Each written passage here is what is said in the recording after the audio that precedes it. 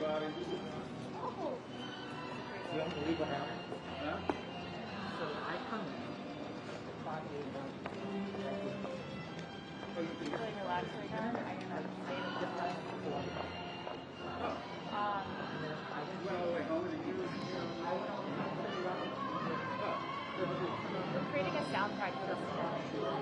I tried calling you at 6:30. Originally you were Emily. Emily. We met like 100 times, but then we never, but then we just forgot. Anyway, this is the right place. It can be Oh, here it is. I'm waiting for this one to come on. It's up to you what you want to do. I'm just yeah. Yeah.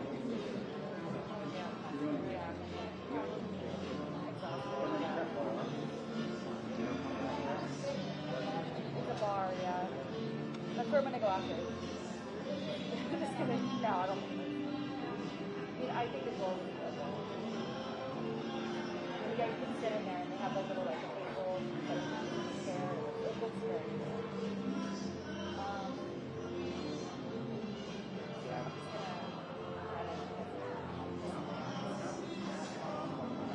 My stuff's gonna be up there. My camera guy is Bob. Joe. It's Bob. And then Joe's the actor.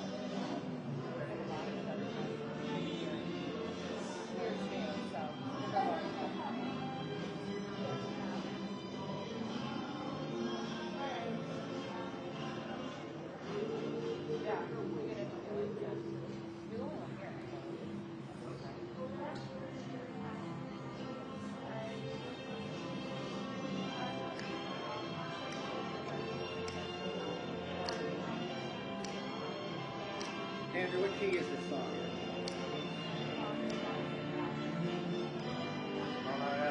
Now we transition people to step up here. They switch to another key there. I don't know what key the song's in. I think it's in G.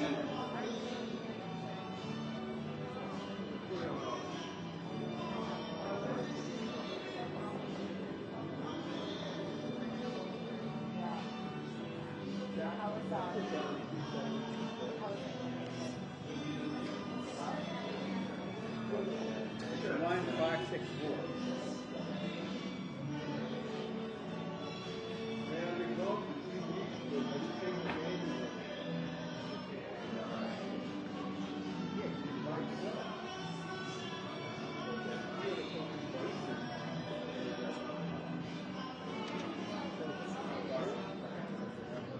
Yeah.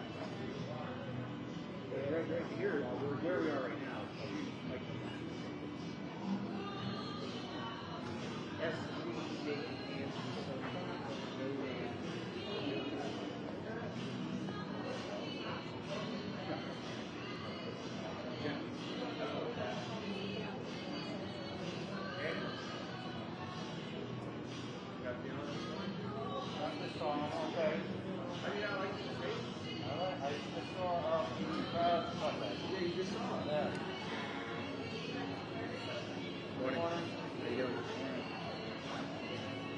well, they're going to arrive here at the rest of the job. Go up the steps, go left a little bit, and up that red hallway to the class. Halfway up the tube on the left is the elevator. Down to 1. Yeah. Yeah.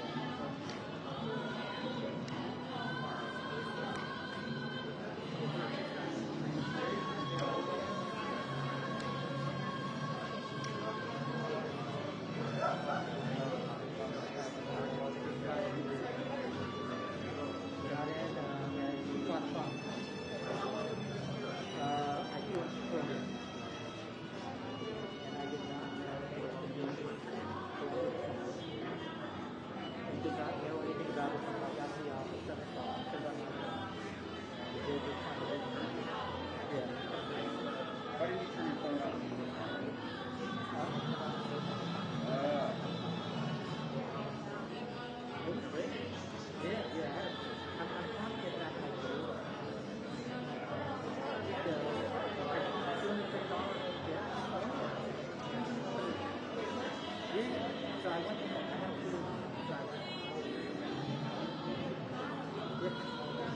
I just took a picture. Actually, live in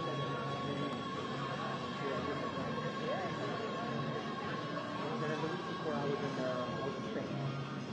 For a week. No, for a week. Yeah, selling business.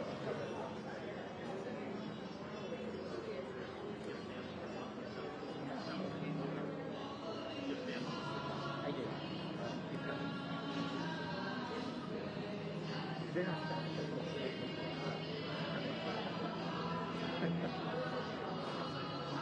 Yeah. Yeah, that's my first time about.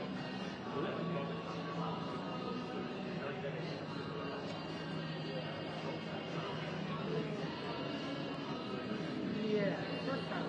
Second time. Okay.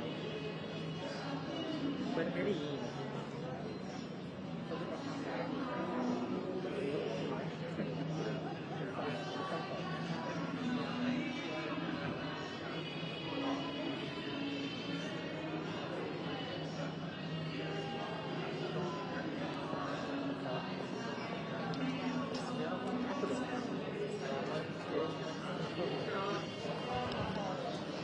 Not Fenster. Not Danny's not here yet. This is his family. So if we could just wait for not throw questions at them while they're waiting, that'd be great. All right. And so, just how's Gunner? To behave ourselves, please. Please, guys, we all know each other. I'm gonna give a heads up to you guys when I'm Maddie. Hi. I will let you know when Governor and Fenster are on their way here, so you won't be surprised. But this is just his family. Is the reunion going to happen out there or in here? Looks like out there. Kind of both. I think you're best off once you know they're coming to the outside. Because obviously they'll hug them as soon as he gets out of the car. But Danny is not of winter clothes, so we are going to try to go inside. We're all friends here. Can we just all keep the civility? Huh? What city? No, hi.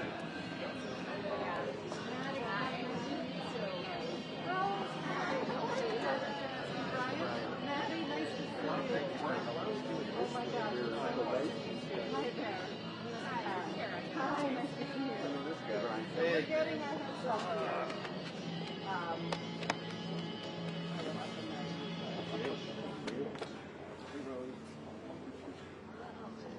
We'll stay inside until we know they're arriving to see you.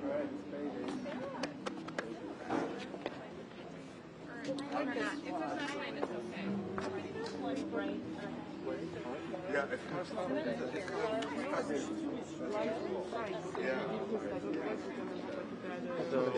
don't really hide.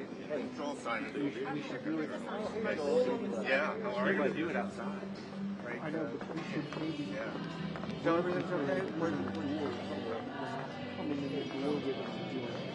Oh, Naya. Yeah. You don't get that original dragon. It's not okay.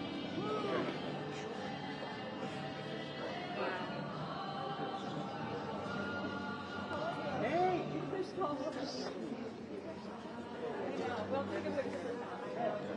I'm sorry that I like relentlessly yesterday. No, not that. Two words? Yeah, I've got to go right through. Through when they have a card. Yeah. Yeah. Okay, good. Coming here. They're coming right here. Right here. Right here. In the box. Yeah, they'll come in. I mean, we'll step out to the side, but I just want to keep you warm until we know they're actually about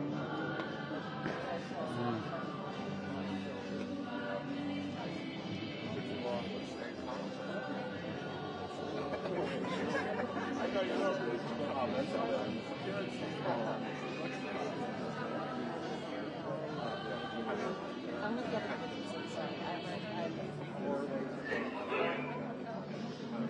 No, there is a, so downstairs in the room, there is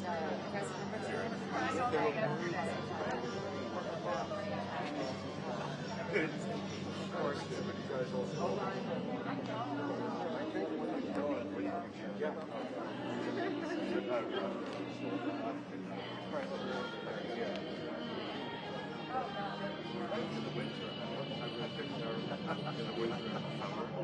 As we're yes, but I expect that I don't know.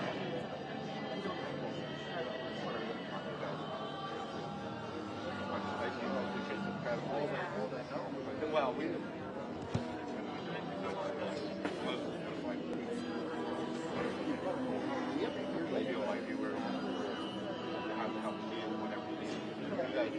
But I do think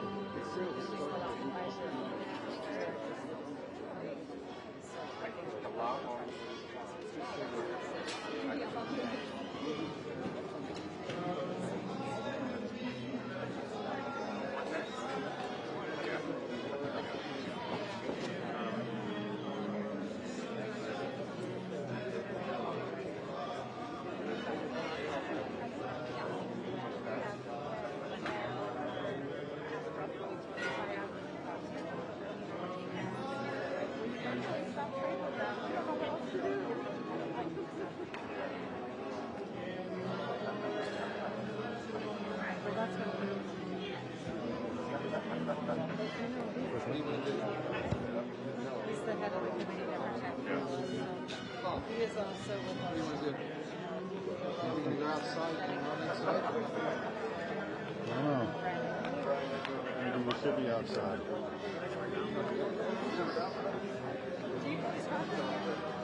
Got a shot of her.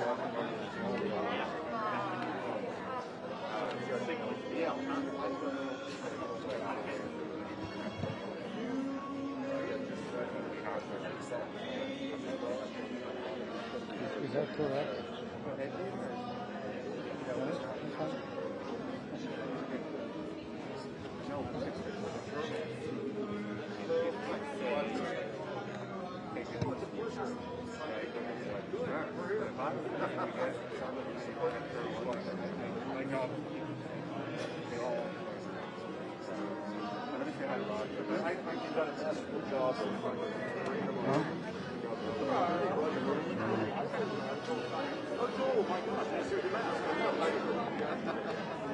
The author of my favorite book on negotiating.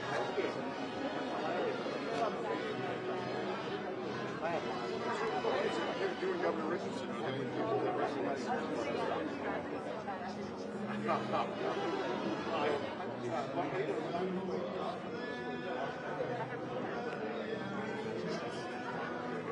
Pretty much is. You're welcome to speak. Here's your copy. I like those two books. It's like you're on the government. With one or two others. Yeah, I think they're taking out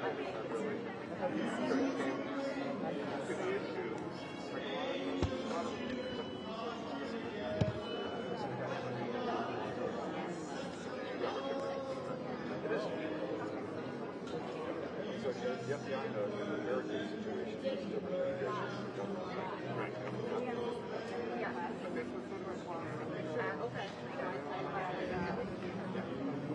Find out. I've been a good at the governor's got a role, so I'll probably take you like about 2 weeks ago. So, okay, whatever. And that's okay.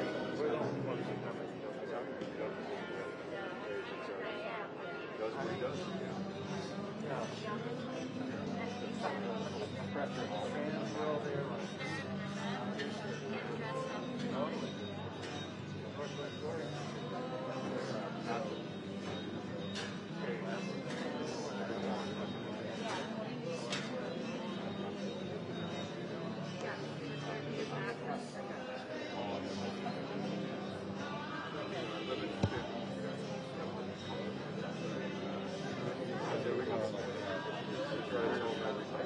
Let's say right there.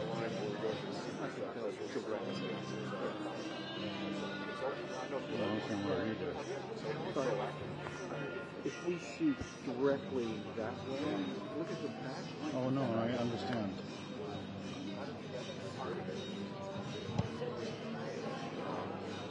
So bring them right in here. Yeah. So we should just go.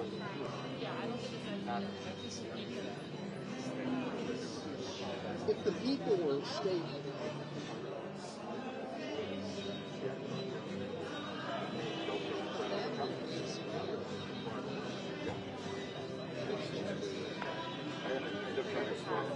What's that?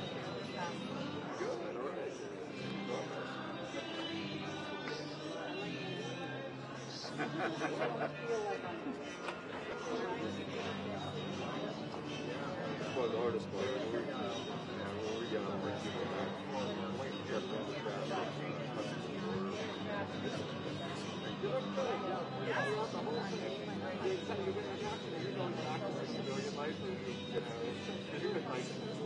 Yeah, I don't know. I don't know. Like 2 or 3 people. They got that. They were the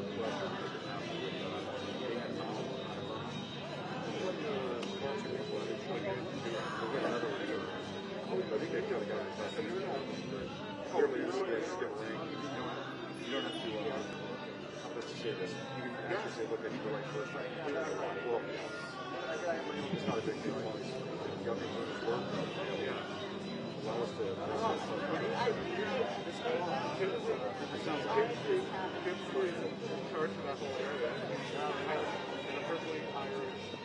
Monkey?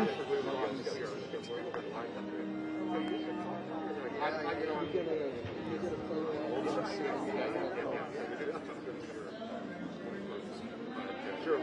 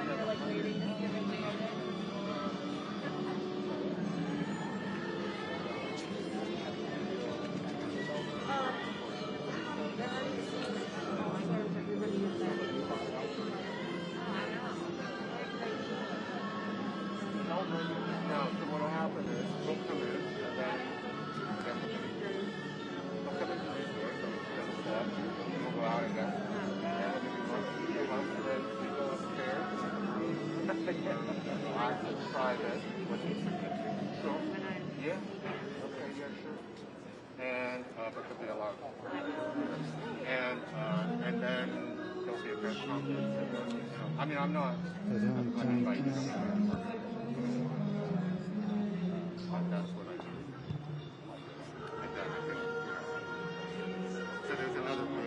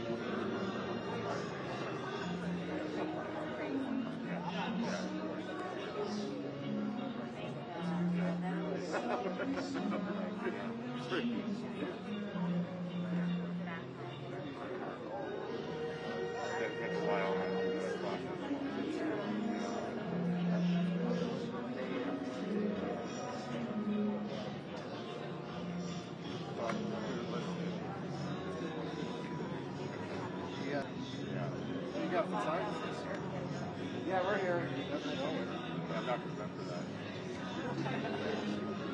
I think I'll be going out.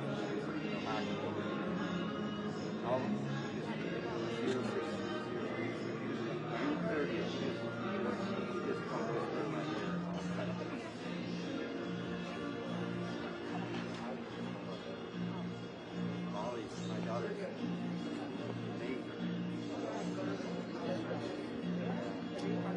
Detroit. Detroit, okay. So you just came up for this. I'm with NBC. Oh, right on. Thanks for being here. Yeah. Thanks for all the, Yeah. Do you mind if I... tell the story. Yeah, I might ask you a few questions. Yeah. Are you feeling nervous? Are you excited? Or like what's going through your mind? Everything. Everything. Anyone come in? What do you feel like? I'm not up to you running the show, but I don't know. I might end up jumping into the car. What's that? We'll do it. I don't know. When I see him, I may be like, I don't know. Yeah. We'll follow you. Okay. Yeah. We'll tell them. You guys gotta go. Yeah, all right, you're good. Push me out of the way.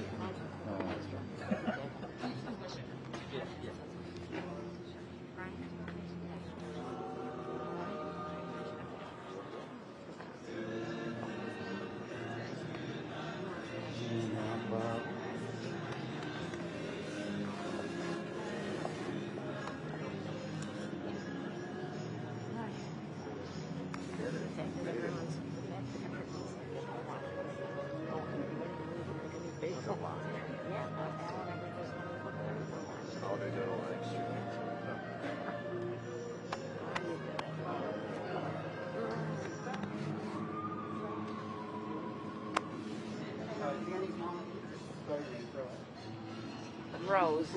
I got you. ROS. Same last name. Yes. And there is Buddy. Buddy. B-U-D-D-Y. And he is. My husband. Father. Yep. And Brian is the Y, right? With the Y, yes. With the Y. Is this the hardest part, Brian, the waiting? And his wife. What's that? Is this like the hardest part, the last like 1 minute of waiting? This is all right. I'm nervous, Yeah. so anxious.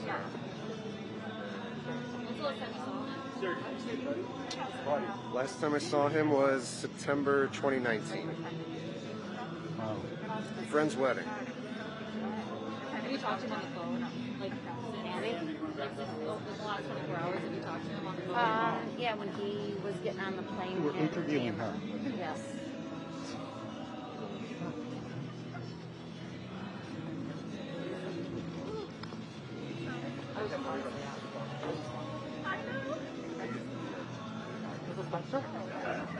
When was the last time you saw your son? My son? Yeah. Gosh, well, he's been gone before all this. Sure. Close to 4 years, maybe. Close to 4 years. Yeah. 3.5, 4 years. When was the last time you spoke with him? When he was about to board the plane to leave Myanmar. And what did you talk about? All we said is, we love you, how are you? You sounded good, and we can't wait to see you. Yeah. Now I hear he does not have any winter clothes. Is that true? You know? I'm Winter sorry? clothes? I don't know. We did bring some, Yeah. but Has he changed into some? We don't know anything. We haven't, Are you normally based in Detroit as well? Am I? Yeah, are you based in Detroit? Or Yeah, are you, or we live, Huntington Woods, Michigan. when you first got the call, I'll let you know if anything comes up. Yeah. But if you first got the call and stuff, like, About him being released? Yeah, my son Brian actually let us know because he knew, and it was just like a 1 million pound weight was lifted. what's going through your mind right now? I don't even know. I don't know how I feel. I mean, I'm so happy. I'm so grateful. Anxious. All good things, though. Well, the work that he was doing in Myanmar, what value do you think it had, and how? Wait, start over. I'm sorry. I'm sorry. The work that he did in Myanmar. His Your writing. thoughts? I mean, Danny's just a selfless guy that wants to speak the truth and help people who can't speak the truth and just get the truth out there. I mean, he's got good morals and ethics, and he likes to listen to people's stories. So I think he's done some good in all of his writing, not just in Myanmar. And it's being like his mom, who obviously you care about his work, but you obviously care probably more about his well-being. Of How has course. this whole thing been for you? It's been a nightmare, obviously, but, I know Danny, and Danny stands for what he walks the talk, and he stands for his beliefs. It was horrible, but he's resilient, and we have a good, close family, and Did he describe what he went through? we haven't been able to, we haven't had any conversations about anything there with him at all, so. Yeah, he's arrested for doing what we all do here every day. Yes. It's time to catch up now. Yes, yeah, for sure. Thank you for that. Yeah, thank you. Yeah.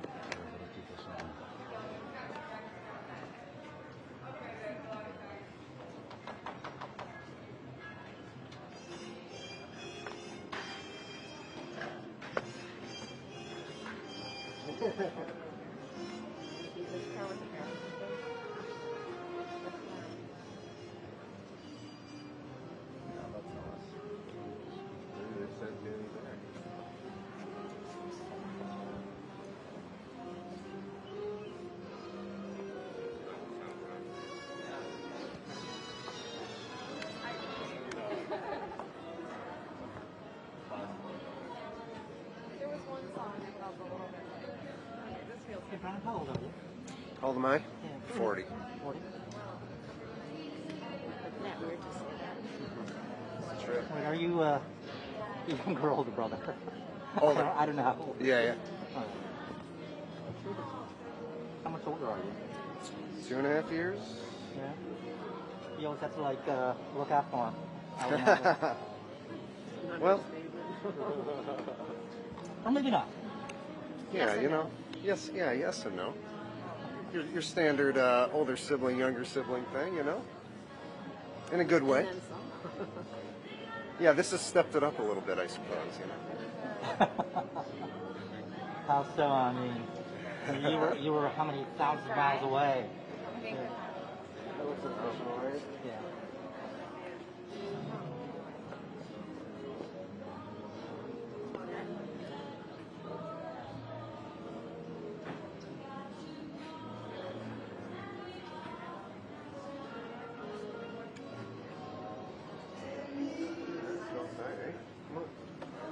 Where are you going?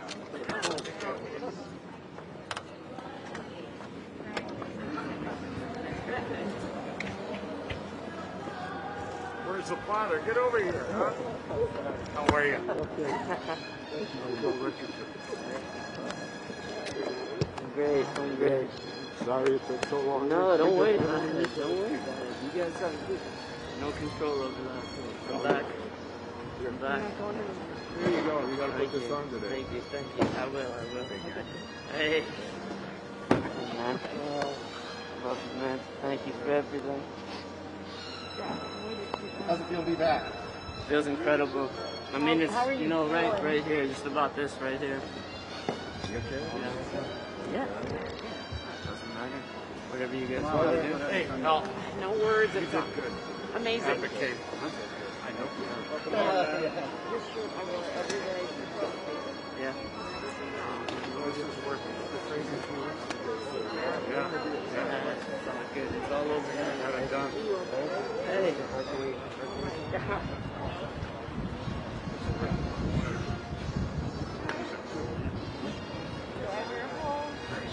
Medium. You should have seen it. Yeah. Really? You got some salt? Yeah. Oh, we got that your family? Yeah. My daughter-in-law just got and rearranging. Morning, Ambassador.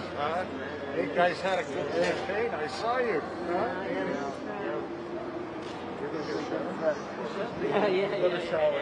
This is making this a lot of talk about the camera. There's your camera view with Steve. I don't know how you could talk about it later.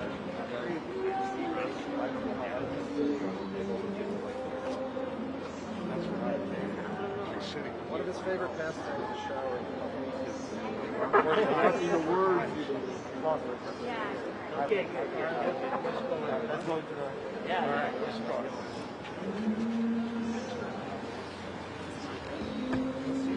Morning, Ambassador. How are you? You're still my ambassador. You're still working, huh? Good. How are you? Well, I remember. I've met you, no? Maddie, can you lead us? Maddie, lead us. How's it feel to have Danny home? Feels great. It's worth it. This scene here at the airport is worth it. A lot of hard work. Everything we did.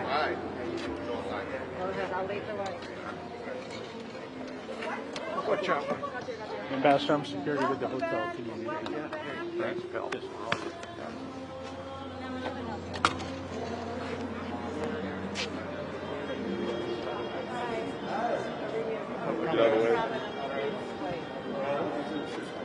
Want a picture of your phone? Danny. I don't have a great. Where's Kara? Just get in there. Go ahead. Yeah.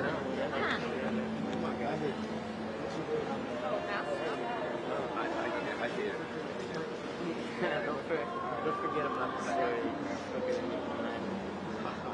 Okay. You know the business.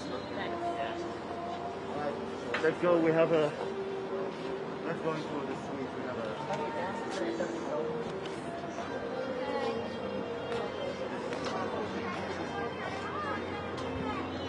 Get out of frame.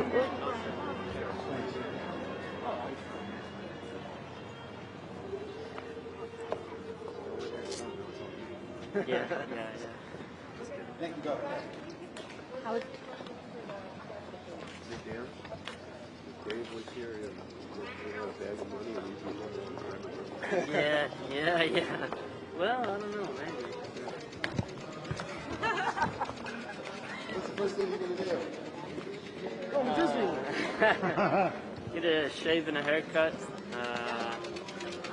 Get a hold of my my family at Frontier Myanmar. I still haven't been able to communicate with them. There's still a lot of work to do over there.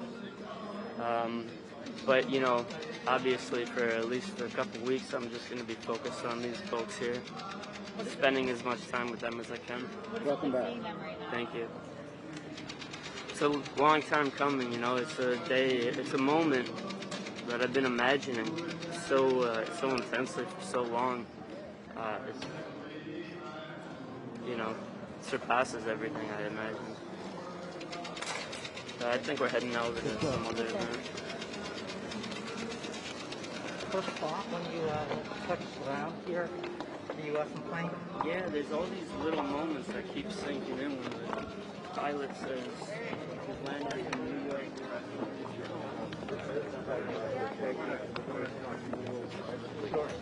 you were prepared. I was prepared, yeah. Luckily somebody gave me this in the prison. But yeah, no, I mean... Let's go. We'll continue. We'll have plenty of time. We just need to get to the suite first. Okay? Yeah. Welcome back. Must feel weird to be on the other side of it. Extremely weird. The dean was given to you by somebody from the prison. Can you tell me who? Another prisoner. Another prisoner. Yeah. There's a lot of sharing. Yeah. Why did you give it to you? Luckily, they were tungsten out. So when they left a lot of belongings behind and started donating and passing things out. Two more. We'll continue after. No. You, I'll follow your lead. I'll go back here. There's a room for the family there.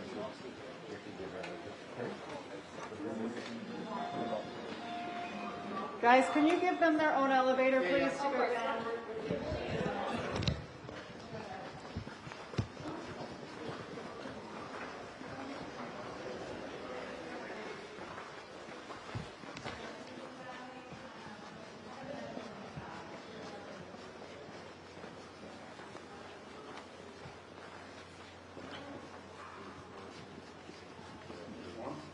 What's that? This is one, right? It's right over here. Thanks. Go. I got it. All right. Yeah. I didn't know if you were stopping. Okay. I'll file out here when you started. No, I didn't know if you had to stop. Thanks.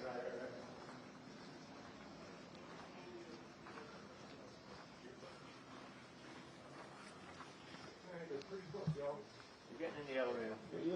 He's on his way.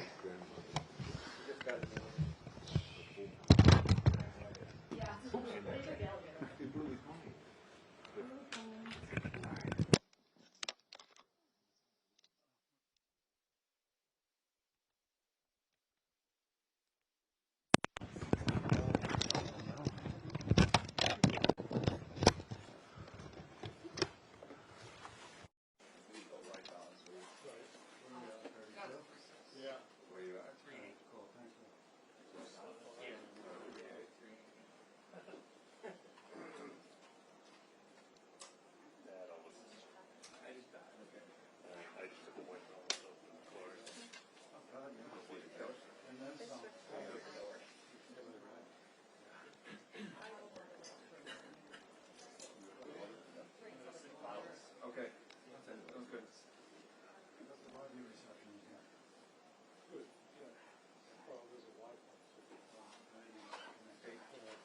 You can rotate off if you like. If you want, just let me know. I'll come and go.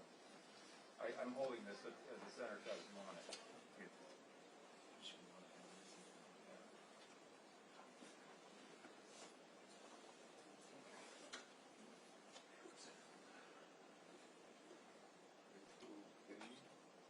They're very cool.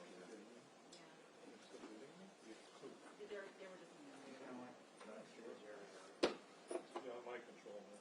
Oh, are they taking a quick breather for this one? Okay.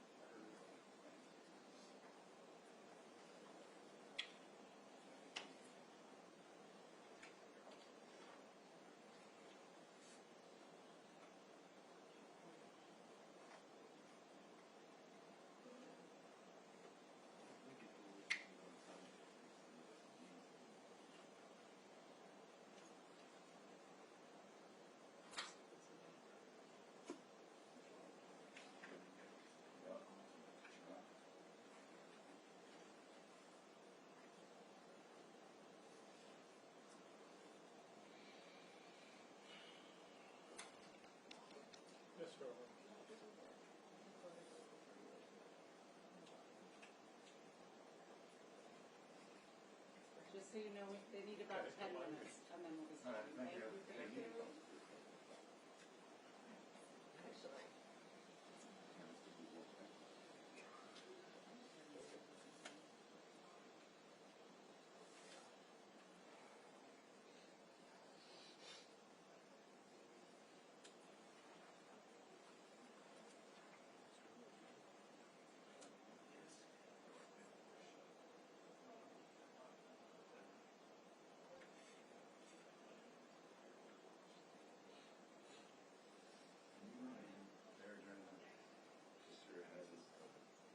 That was the plan, yeah. But actually, you know what? Well, yeah, how's this? Okay, I'm gonna, just when they enter, I'm gonna kneel down, shoot the entry, then come back and I'll sit back, all right?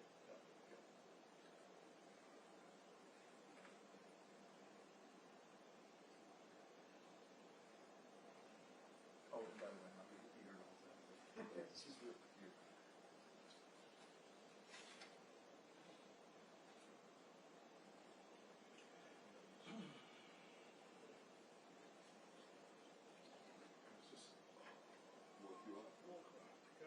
Breathe too. It's too easy to breathe. Big though? This one's like unbelievably strong. It's killer. Mine opens up everything.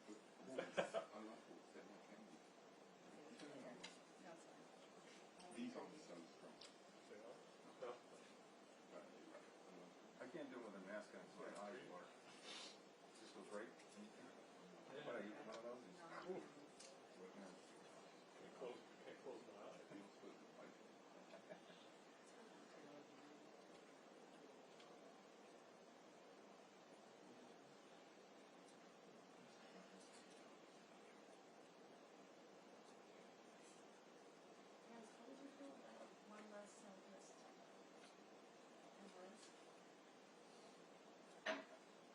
So that's, you guys want a sound check? Yeah, I mean, just if other people, like, it's not disturbing your mind, trouble, or anything.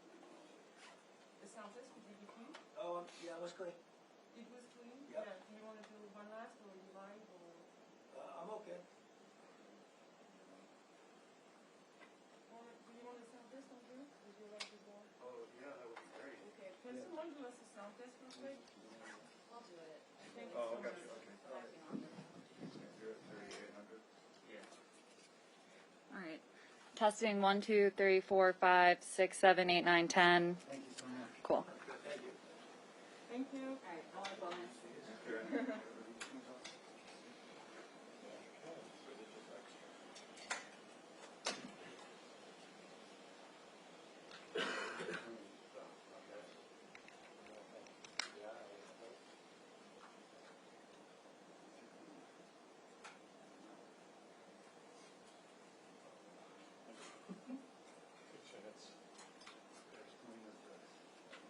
Chance there's an issue.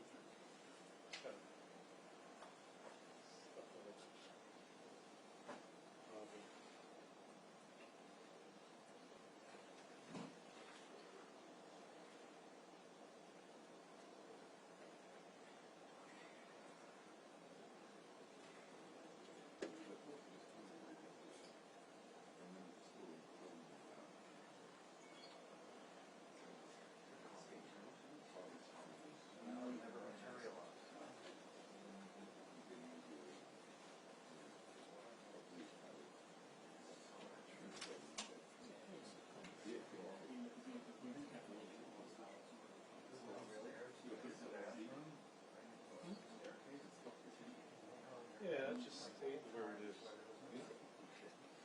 Didn't lose at all. It's like a steel piece like this, and you walk under it. Yeah. It's like perfect. It's just like 1977. Chance you're not going to lose at all.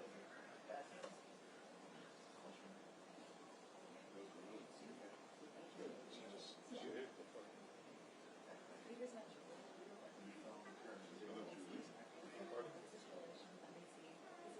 Oh, hi. How you doing? Enjoying the party. Yeah.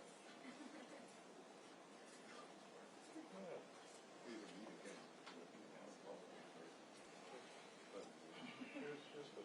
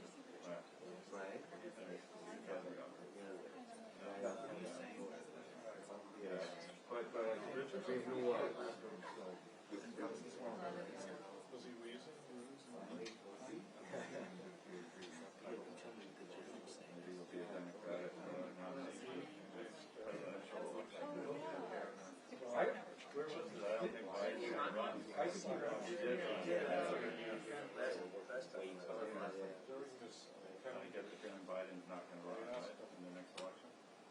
What he told people.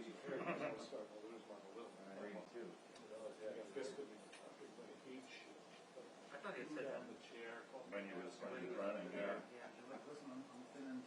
Apparently Kamala has been pushed to the side. You don't hear a lot about Kamala. I asked him, maybe he's not going to go. No, I know. What's under that? Yeah, you almost feel like he's decided in the last month before the election. 10 minutes later. Yeah, I think right. I have another one. Big Jag. It's even better. Well, I was the last mention. He wasn't supposed to take a photo of the the infrastructure bill. Right. Coming in. Oh, they're coming right over here? They're coming in. Okay.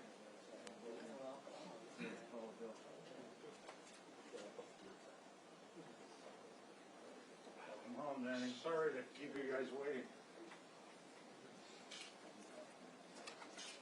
Here, Danny, sit here. Congressman, you sit here.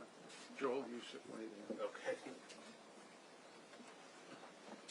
Come on, Roger. Steve. Phil. Yeah, you guys sit there. I can take the mask off when I speak, right? Yeah. Okay. Okay. All right. All right.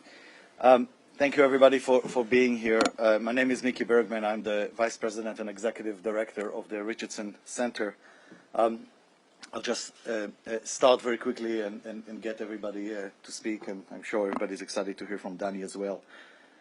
We are a small, non-for-profit, non-governmental organization, and we work on behalf of families and at no cost to the families.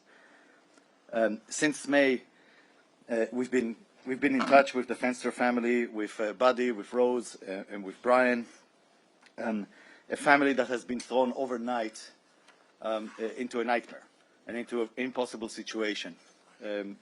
Without any available information, they had to make decisions that they feared are going to cost Danny months, years, or even his life.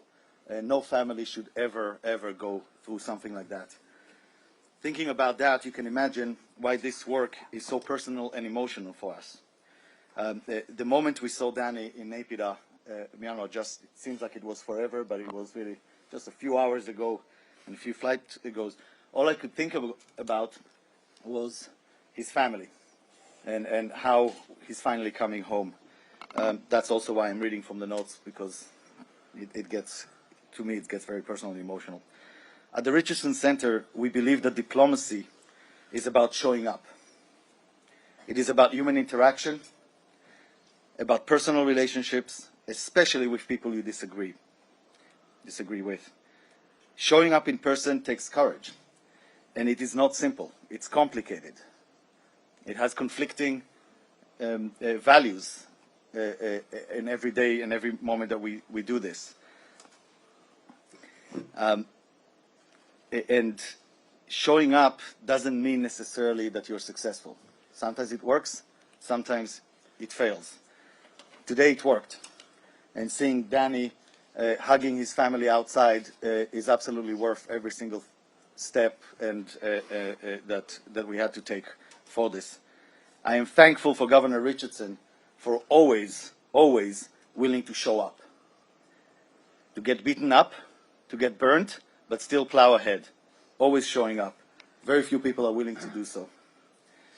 This effort was carefully crafted and executed for a few months. And I want to thank our team Brooke Lang, Cameron Hume, Ambassador Hume, you will hear from, Steve Ross, Maddie Mahoney, and of course Governor Richardson. Today we celebrate Danny, but the work is far from over. There are nearly 50 Americans wrongly detained currently around the world, and we need to do everything we can in order to bring them back. Please learn their names and learn their stories. Tomeo Vadel, Alirio and Jose Luis Zambrano, Jorge Toledo, Gustavo Cardenas, Jose Pereira, Matthew Heath, Luke Denman, Aaron Berry, Paul Whelan, Trevor Reed, Paul Rasasapagina, just to name a few. Please tell their stories. You have a role in bringing them back. We're not just passive witnesses to this, we're active participants. Their families are in an impossible and unbearable situation that the Fenster family knows all about. I want to acknowledge Roger Carstens, where is he? Over here, the Special Presidential Envoy on Hostage Affairs. Negotiations to bring back prisoners are often as complicated as at home with our own government as they are with captors. But it is only trust and collaboration like the one we have with Roger and his office that helps us in getting collective success. I want to especially thank our partners from the government of Qatar. They are very quiet. They're not here. And their support and efforts to bring back Americans is extremely understated. So I want to thank them from here as well. I want to thank other supporters of ours, including the government of Qatar, the government of Norway, and individuals like Frank Litvak and others who make our work possible. Let's work together until we get every single one of those wrongfully detained back home. With that, I want to introduce Steve Ross, who's the Senior Advisor and Program Director at the Richardson Center.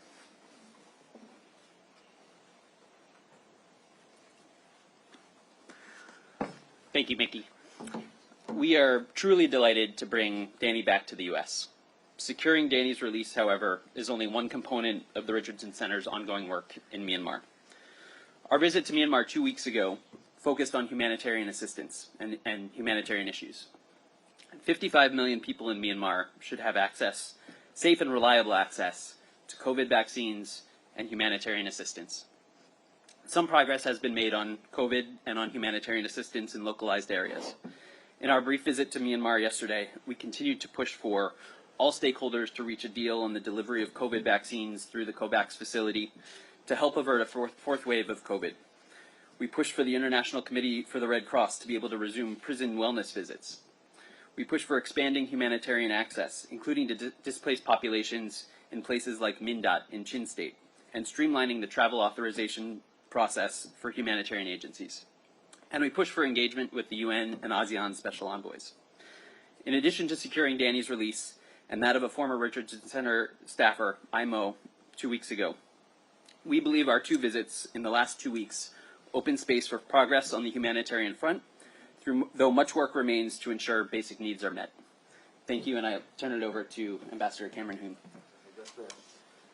Formally introduce Ambassador Cameron Hume, former ambassador to South Africa, Algeria, Indonesia, and Sudan, chargé d'affaires there, and an advisor to the center, has worked with Governor Richardson for years over cases in Sudan and otherwise, and at the UN. Cameron. Don't ask me why all those other efforts didn't turn out as well as this. I'd just like to say two things. One, I'm incredibly gratified to have been able to work with this team of people doing what they do. And the second thing is that while it's hard for many people to understand it, there are many things in the international field that only governments can do. And there are also things governments find it very hard to do. And I know from having worked with Governor Richardson and Mickey before in Sudan, where we were able to, I was a chargé, we were able to get out a two-time Pulitzer Prize winning journalist, Paul Salopek. that would not have been possible if I had been left on my own to do it as a government representative. When the U.S. government sanctions everyone in the country, and all members of the family of the people who actually hold power, sometimes it's difficult for the U.S. government to be listened to. And in those instances, an impassioned, articulate, and caring advocate like Bill Richardson can really make the difference. And I hope that that's a lesson that's learned, because as Mickey said, there are 50 other people waiting in dank prisons in what I think are nasty places, and they need advocates that are willing to put aside the normal policy declarations that we're monitoring the situation closely and we've sanctioned everybody in sight, to actually go in and, as Mickey suggested, do the hard work of having very difficult discussions for good purposes. So those are the 2 points I'd like to make. Thank you very much. Next, I would like to ask Joel Simon, who's the executive director of the Committee to Protect Journalists, to come and say a few words.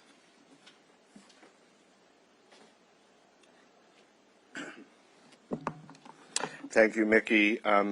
Thank you, Governor Richardson, Ambassador Hume, Steve, Roger Carstens, Representative Levin. Thanks to all of you for the work you did to bring Danny home. And I just want to say, speaking personally, how wonderful it was to finally meet his family in person. I want to say a few things about the Fenster family. In the days after Danny was arrested, I had many meetings with his family, his brother Brian, who's here, his cousins Ethan and Amy. And let me share with you today what I told them at the time.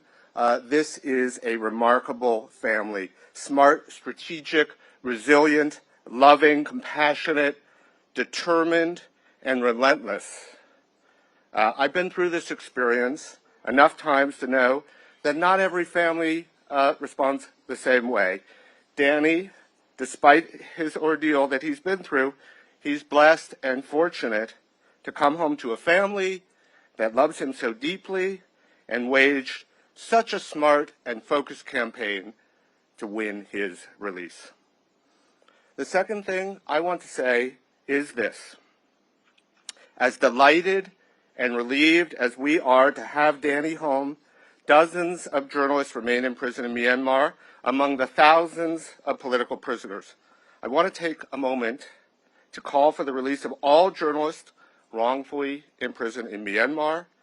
Not long ago, despite the enormous challenges, Myanmar was a hopeful place for media freedom, and there was a thriving and diverse media scene of which Danny was a part.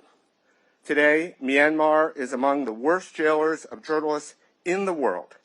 Next month, CPJ will release our annual census of every single journalist imprisoned around the world. One journalist, Danny Fenster, will not be on that list. We take this opportunity to call on the government of Myanmar to adopt a similar posture towards those who remain in prison unjustly. Release them now. Thank you. All right. I would like to invite Congressman Andy Levin to come and say a few words.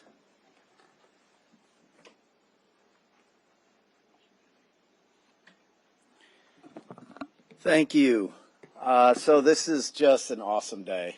I can't even believe it, Danny. My name's Andy Levin. I represent Michigan's 9th District, including Huntington Woods, where the Fenster family's from. I'm also on the Foreign Affairs Committee, and I'm the Vice Chair of the Asia Subcommittee. I'm the author of, I think it's HRES 134, but anyway, our resolution condemning the coup after the coup, and speaking about the fate of journalists and calling for actually a broader democracy in Myanmar than existed before the coup.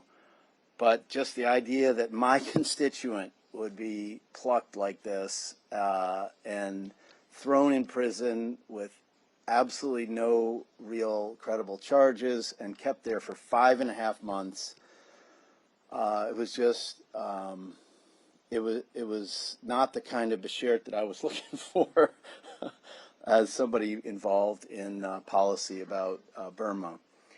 But today, I have only words of gratitude. I will start with Governor Richardson.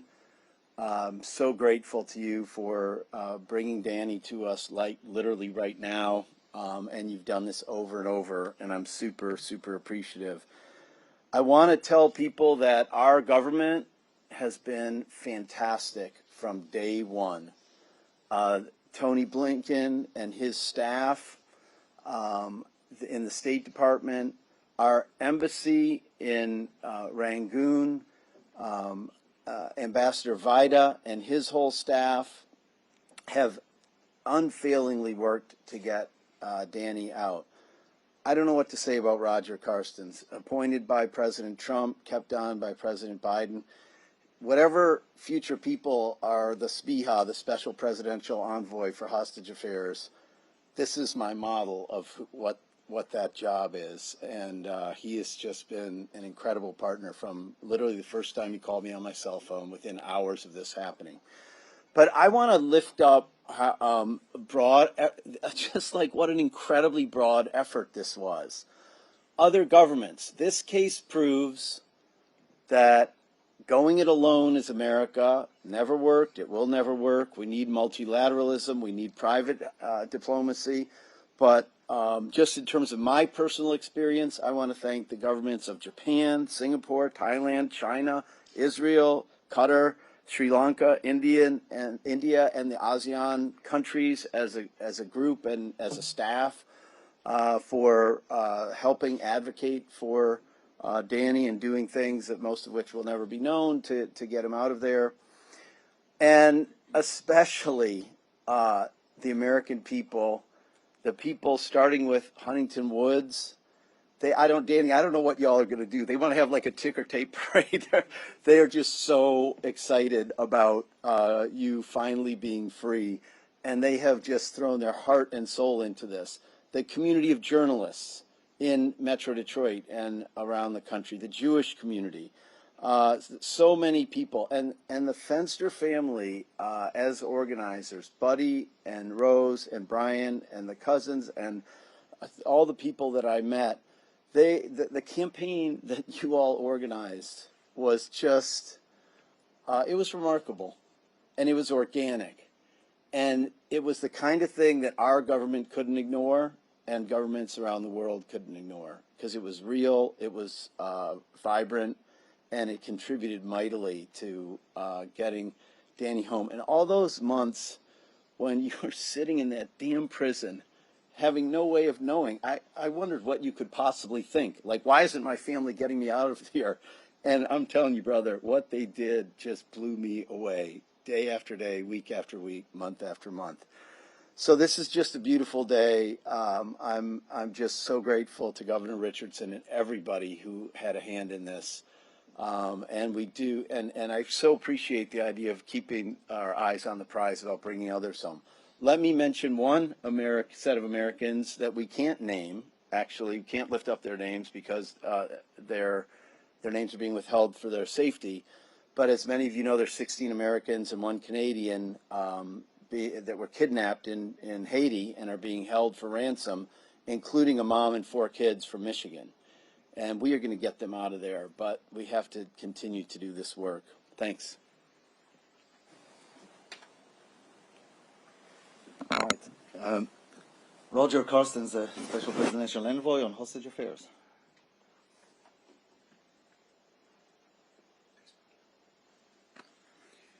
You know, I think it'd almost be repeating all the comments that have been made up here earlier, but I'd like to start with saying thank you to Governor Richardson for securing the release of Danny Fenster. This stuff's hard. It takes a community of people to get it done, whether it's the U.S. government working with NGOs, working with members of Congress, working with members of the media. There's a whole community out there. We call it the hostage enterprise. I'm not sure if that's a real term or not, but there's a whole ecosystem of people that pull together in cases like this to try to support the families, communicate to these wonderful families, and to try to do things like effecting Danny's release. And at times it takes, I think as the governor and Mickey pointed out, sometimes it takes an unconventional approach, and it can't be the government. So to the governor, I want to say a huge thanks for getting this win. Danny, to you, I want to say it's so good to finally see you after this time. To the family, we had a chance to come out and spend time with all of you, Buddy, Rose, Amy, Ethan, Andrea, Brian, of course. You ran the most incredible campaign, and when this is all said and done, I'm going to come out to your house and we're going to do an after-action review, because the things that you did to elevate Danny's case, that's the kind of thing that other families need to learn from, and we want to make sure we propagate those lessons learned. To Congressman Levin, we talked like pretty much on the first day. I think we called each other like 10:30 at night, and you've been really the example of how people on Capitol Hill can really lend weight to getting things like this done. To Mickey Bergman, we've been plotting and scheming not only on this case, but probably about 5 or 6 others. And I'm just grateful to be a member of the U.S. government, but to have the relationship that I have with people like Mickey Bergman, Governor Richardson, and other NGOs out there in this community trying to bring people home. To the whole Richardson Center, Joel, read his book. It's amazing. Read the governor's book, too. It tells you how to get this stuff done. This is about the hardest thing that we can do, is bringing people back in tough cases like this. And the way that we get it done is through these partnerships. But again, Governor, this is your day. So grateful. And Danny, this is your day. Grateful to have you home. Thank you.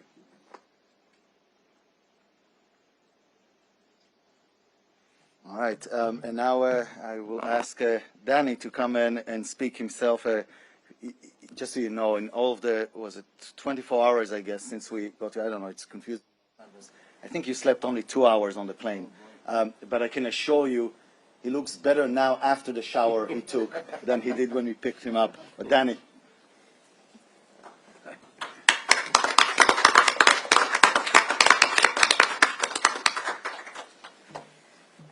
Thank you, everybody. Thank you to everybody that's sitting up here. I mean, I can only just sort of reiterate what everybody said.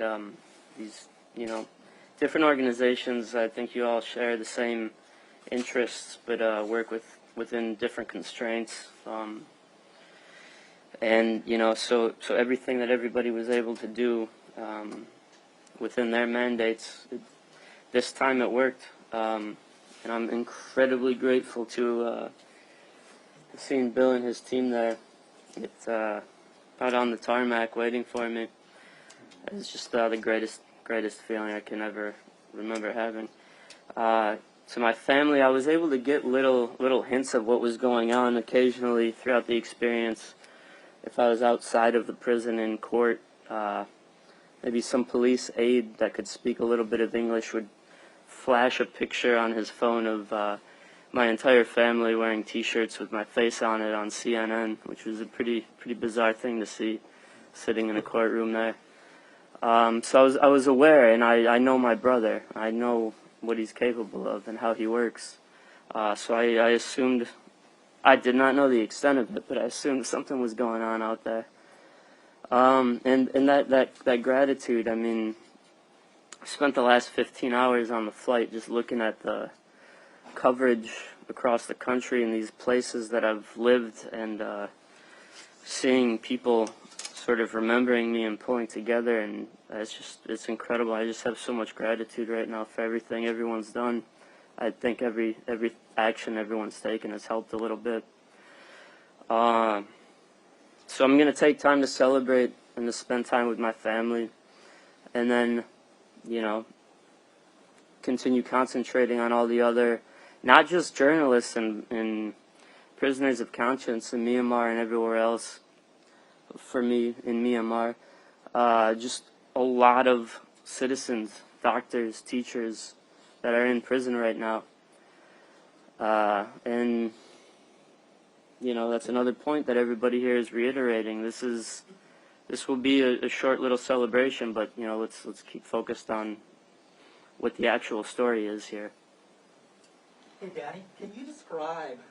Wait. We're going to have questions after, okay? And just thanks again to Bill. I mean, I don't have words. I don't have words for it right now. Thank you, Danny. All right, we'll open up for questions immediately after the governor speaks. I want to invite him, not only my boss, I've been working with him informally, I think, for 15 years, formally for about 10 now. As I mentioned before, the guy who just always shows up and willing to take a beating in order to meet in person and meet with some people that others do not. The governor worked on this for quite a while, including 4 different meetings with the commander-in-chief in Myanmar, 2 of them formal, 2 of them in person, face-to-face, one-on-one. Governor.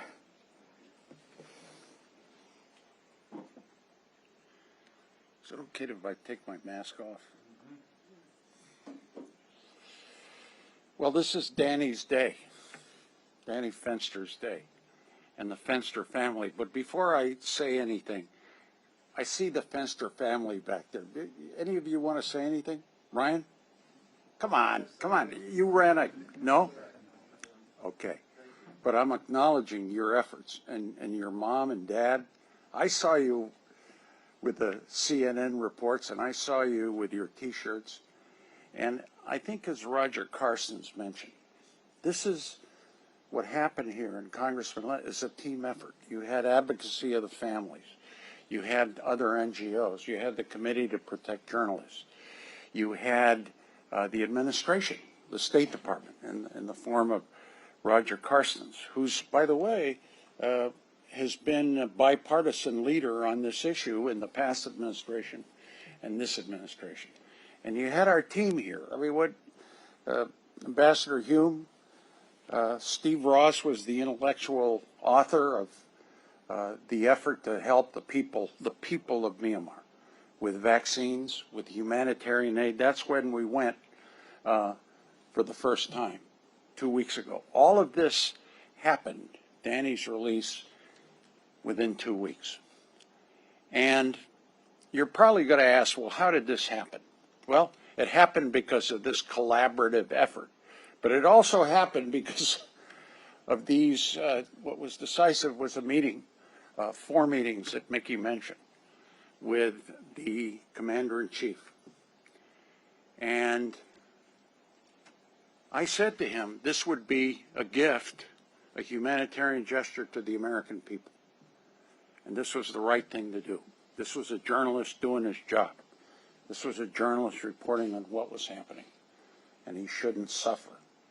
And I was also enormously gratified to get my staff member, Aimo, a Burmese woman, 31 years old, empowering women. She was training women throughout Myanmar on how to be active. And she was imprisoned because she demonstrated. So I think, as Danny said, we got a long way to go all over the world. And as Joel Simon said, some of the more vulnerable people that are arrested are journalists because they're reporting the truth. This is worldwide. This is not just Myanmar. And this is not right. So what was the best moment? And that was at the airport in Myanmar, seeing Danny walk towards me with all these security people around him. And I said to him, Danny, I'm taking you home. I'm taking you back to the United States today. Today. He said, great. That was worth the effort. And then coming into the hotel here, and I thank the TWA Hotel, and seeing the family embrace Danny. I'm going to conclude with this. One, I believe that we have to engage our adversaries, no matter how different our philosophies are. And number two, the way you deal with issues that divide nations is through humanitarian efforts before political differences. I think that is fundamental. And you know, they kept referring to beatings I took. I don't know what beatings I've taken because we succeed pretty much on all of them. But, you know, I took a little heat because they said, well, you met with this leader and you legitimize him by meeting with him. Even though I'm not a member of the government, even though, you know, we don't take orders from the government. We're a we're a foundation that works on conflict resolution, on refugees. We work on North Korea issues. We work on protecting wildlife, mainly in Africa. So we do a lot of things. But I just wanted to say that what is important here, a big part of our effort with hostages around the world, is this personal fringe diplomacy. And I want to acknowledge Mickey Bergman. You know, he gets up here and he's the MC, but he's really the heart and soul of this operation. And I'm going to acknowledge him because all of this planning we did, the 4 meetings we had, you know, we were in Myanmar for 8 hours to get Danny, 8 hours, in and out. And it took a last meeting with the leader, the military leader, to get a decree where Danny was given an amnesty. And we brought him home. And he is home. So, you had the first question. Go ahead. You wanted to Danny, right? Well, actually, I want to ask you. Okay. So, weren't you acting in an official capacity? Were you acting as an emissary for the U.S.? No, no. I just said that. No, I don't work for the U.S. government. I was not an emissary. Yeah, but did you at all, I mean, what kind of participation did the U.S. government have in your discussions with the government in Myanmar? Well, were you purely a private citizen trying to get Danny out? Yeah, but we met with the American ambassador there. We've had many meetings with Roger Carstens. We met with ambassadors from the European Union, ASEAN, in Myanmar, with UN officials. And so we fulfill 3 objectives. What is the success of this mission? 1, securing Danny's release. 2, securing Aimaw's release, Burmese woman. 3, as Steve mentioned, progress on bringing vaccines to the people of Myanmar through UN agencies, through NGOs, through meetings with the government, facilitating humanitarian assistance to the people of Myanmar, food, enormous food shortages, enormous vaccine shortages, no COVAX there yet. So our trip advanced things on the humanitarian front mildly, but path forward, moving to help the people of Myanmar, 55 million people, a country that I've spent a lot of time with, like Congressman Levin, who's been a leader on this effort. Okay, some more questions. Yeah. Do you think that the humanitarian efforts helped with the release? Can you talk a little bit about why you think they changed their mind? I believe it did help. I think the fact that we went, and by the way, we were invited to go. There's a letter from the foreign minister inviting me to go, I think because of my long history with Myanmar.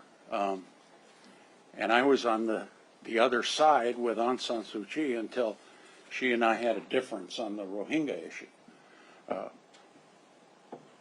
Yes, it helped that I think we went there, our team, especially Steve Ross, who is an expert in this area, and said, there's problems with the delivery of humanitarian assistance and vaccines, government of Myanmar.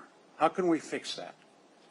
And I think those discussions led to a little bit of understanding on the case of Danny, which is the objective that the American people wanted the most from Myanmar. You said you met with the officials in Myanmar 4 times. What do you think was the breaking point in their decision making? On Danny? On Danny's case, yes. Well, I think that there was a certain amount of understanding, trust developed between myself and my team and the commander-in-chief. We had 4 meetings, 2 formal with our staffs, and then I had a one-on-one twice with him, with a translator who, you know, was anyway, I won't say anything more. But I think that kind of made it happen. That was decisive. But the embassy in Myanmar was very active. Other governments were active. And then the efforts here and the Committee to Protect Journalists and our whole team effort. And I think Danny's case, a journalist, an accomplished journalist doing his job, a great American family from Detroit, made it happen. Any other questions? I guess just what else you're seeing on the ground in Myanmar. What's that? Are you worried about the people that haven't been released? Are you concerned for them? Well, yeah. I mean, I am worried. This country means a lot to me. It always has. I've been there, I don't know, close to 10 times. Yeah. And I said that to the government. I said, there's problems with vaccines, with humanitarian access, with refugees, with sickness. What'll make things happen is you meeting with UN agencies, with the Red Cross agency. I think we advance another issue, having more prison visits at the insane prison, INSEIN. It's kind of an appropriate name. More access to the conditions in those prisons by the Red Cross. The World Food Program, we were able, I think, to push forward a project in a very remote rural area of Myanmar that got food to people that were not getting food. Governor? Yeah. Was the offer of the COVID vaccine decisive in getting Danny's release? Well, I couldn't offer it. I mean, I think this gentleman, very good question. I don't have anything to offer. And you know what the people of the government of, or government officials asked me for in exchange for Danny? Nothing. They didn't ask me for anything. I couldn't deliver anything anyway. But here he is. Governor, when did you inform the State Department or any other U.S. official as to the work you were doing to try and get Danny released? Well, we had constant communication, constant communication. Is that it? Guys? Was Danny allowed to go back to his apartment when he was released? Oh, not. Was I allowed to return to my apartment before boarding a flight? Exactly. No, not at all. That entire day I didn't know that I was going home. I was in a prison in Yangon, and that morning I was told to pack a bag with what I needed, shuffled into a car, shackled hands and legs, and told not to ask questions or say anything. We drove straight past the airport in Yangon, so I had no idea where we were going, and we drove to Naypyidaw. So I spent the entire day in Naypyidaw waiting for something. I didn't understand what I was waiting for, but I was just sitting in a chair, staring at an empty chair across from me.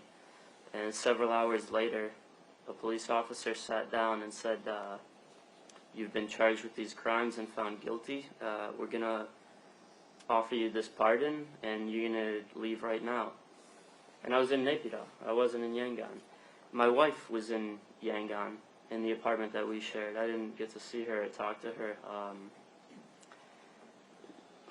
She was getting ready to bring a parcel of food to the prison for me the following day, which I was basically depending on. She would come every 2 weeks is what they would allow. I don't know if she had any idea what was happening. I'm sure she had access to more information than I did. But yeah, so no, I wasn't able to return to the apartment. Took a few belongings with me. They told me the dress code was going to be casual. So. Danny, can you describe your day-to-day ordeal? How were you treated? What you went through?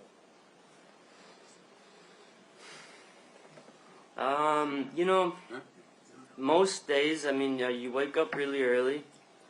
You drink some instant coffee that you've made the night before. And then you read for as many hours as you can focus on the book that you have.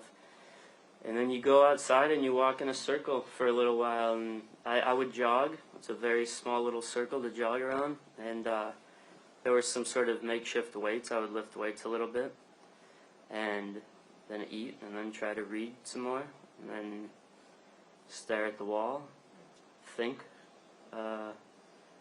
Wait until it got dark and I could lay down and go to bed.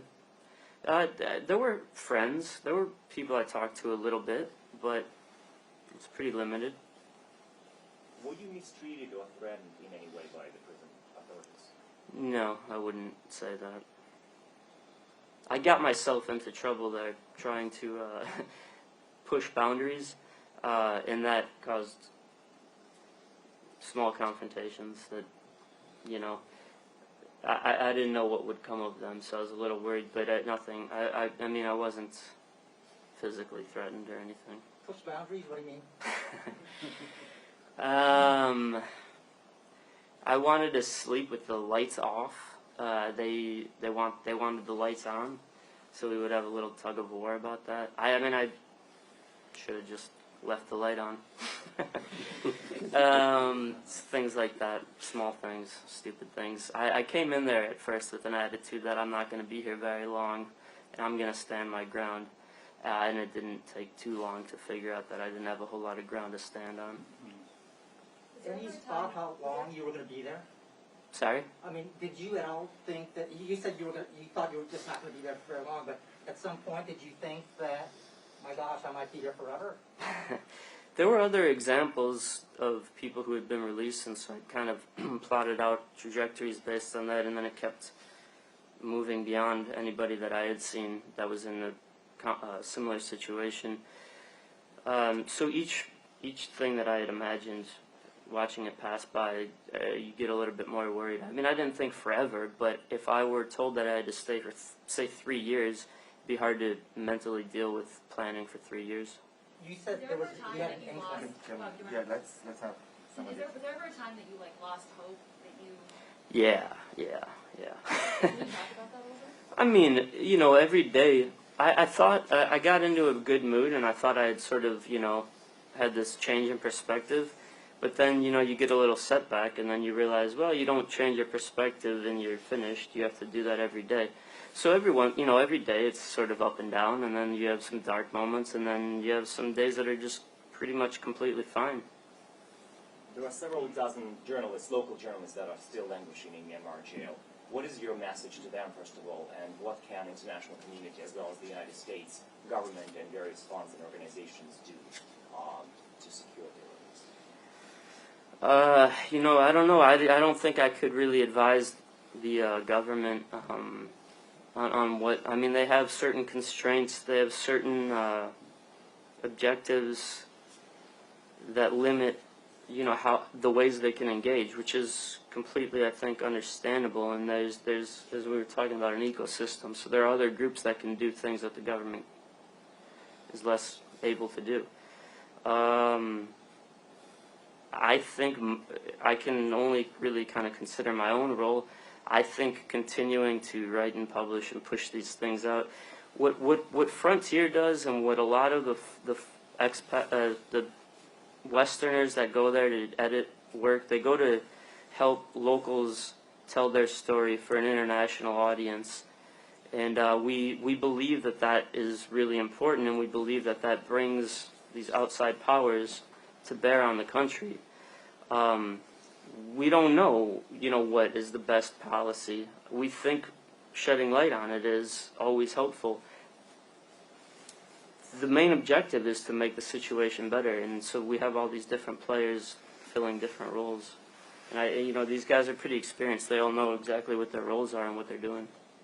All right, I think sorry. One last question, and then I think the family has been waiting here so patiently. We need to let them spend some time. Danny, how do you see the future? What's next for you, maybe, now that you're back?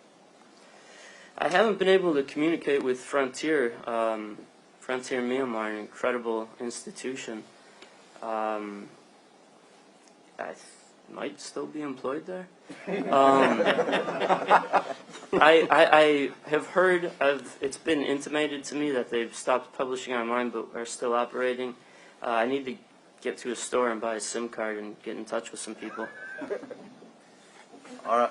All right. You've gotten cut off when he was speaking up there. You didn't get to finish his thought about, the people that are still in there. Did you want to finish that thought about? Well, yeah. Like as I was saying, what my role is, and CPJ's role in these sorts of groups is to keep the spotlight focused on that, and that's what we're going to continue to do. I think journalists in Myanmar have a good that are imprisoned have a good chance to be freed. There's been a lot of these amnesties that keep on coming up around holidays and things. There are other targets I think the government has that they're more focused on. Danny, one question about your wife. Danny, your wife? Please, as I can tell you, they had an opportunity to talk when we landed in Doha for the little layover. Yeah, I've spoken video, to her. and he spoke to her. Okay, thank you, Governor. Thank you all. Thank you, Thank Danny. you very much. Let's get you back into it. Yeah.